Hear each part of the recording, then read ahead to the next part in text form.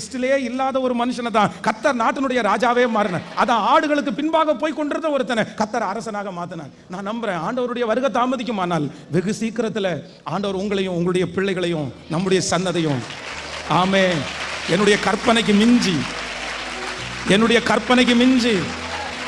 எண்ணத்திற்கு மிஞ்சி என்னுடைய படிப்பிற்கு மிஞ்சி என்னுடைய தகுதிக்கு மிஞ்சி நம்புற ஆண்டவரேன்னு சொல்லுங்க.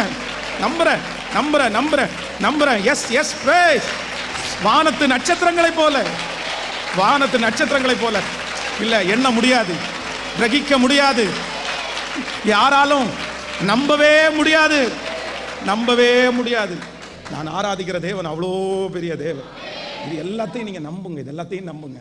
என்னுடைய திராணிக்கு மிஞ்சி என்னை ஆசீர்வதிக்கிறவர். ஆனா நம்ம ரொம்ப கவனமா இருக்க வேண்டியது என்ன அப்படின்னு சொன்னா, நமக்கு இருக்கிற ஃபெய்த் இருக்குல்ல, விசுவாசம். இந்த உலகத்திலே நம்ம கடைசி நாட்களில் வேதம் சொல்கிறது விசுவாசத்தை காண்பாரோ.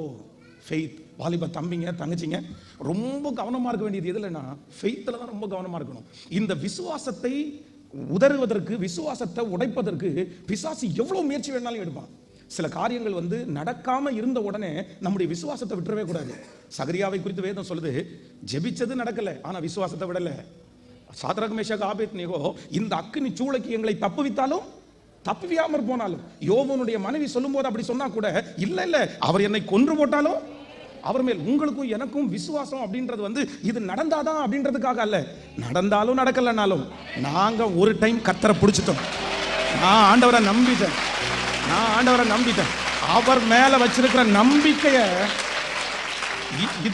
இதுல ரொம்ப ஸ்ட்ராங்கா இருக்கணும். இதுல ஒரு நாளும் நம்ம ஆண்டவருடைய பிள்ளைகள் வலதுபுறமும் இடதுபுறமும் சாஞ்சிடவே கூடாது. நான் உங்களை பிடிச்சிட்டேன் ஆண்டவரே, இனி எந்த சூழ்நிலை வந்தாலும் நான் விட மாட்டேன். நீங்க என்ன நல்லா வச்சாலும் நீங்க தான் எனக்கு தெய்வம். நீங்க என்ன நல்லா வைக்கலன்னா கூட நீங்க தான் எனக்கு தெய்வம். நீங்க ஜெபத்தை கேட்காட்டாலும் ஆமென். அந்த விசுவாச பரீட்சையில நீங்க ஜெயிக்கல அப்படின்னு சொன்னா ஆண்டவரை நம்ம உறுதியாய் பற்றி பிடிக்கவே முடியாது. உறுதியாய் நீங்க வேதத்துல வாசிக்கும் போது அப்போஸ்தலனாகிய பவுல் என்ன சொல்றாரு அப்படின்னா, நல்ல போராட்டத்தை போராடினேன், ஓட்டத்தை முடித்தேன், ஊழியத்தை காத்துக்கொண்டேன் அப்படின்னு சொல்லல. என் சரீரத்தை காத்துக்கொண்டேன் அப்படின்னு சொல்லல.